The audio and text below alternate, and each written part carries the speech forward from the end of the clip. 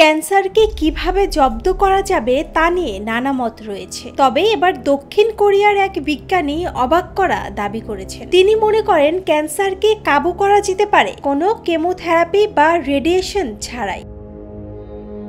আধুনিক যুগে ক্যান্সারকে কাবু করতে নানা ধরনের ব্যবস্থা তৈরি করা হয়েছে। সেখানে সবচেয়ে বেশি কার্যকরী হচ্ছে কেমোথেরাপি এবং রেডিয়েশন। এগুলো ক্যান্সারের কোষকে নষ্ট করে দেয়, এর ফলে দেহে পড়ে মারাত্মক প্রভাব। তবে এখানেই নতুন চিকিৎসা পদ্ধতি সবাইকে অবাক করে দিয়েছে। এর মাধ্যমে ক্যান্সারের কোষকে নষ্ট না করে তা পুনরায় রিপ্রোগ্রাম করা হবে।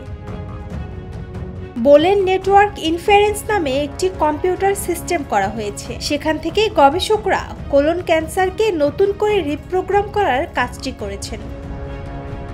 এখানে ক্যান্সারকে দেহে একটি সাধারণ রোগের মতোই সারিয়ে তোলা হবে। এই কাজে গবেষকদের বিশেষভাবে সহায়তা করেছে এআই। বর্তমানে এটি অন্য প্রাণীদের দেহে প্রয়োগ করে সেখান থেকে সফলতা পাওয়ার চেষ্টা চলছে। যদি সেখানে মেলে সফলতা, তাহলে এর প্রয়োগ মানুষের উপর করা হতে পারে বলে মনে করা হচ্ছে।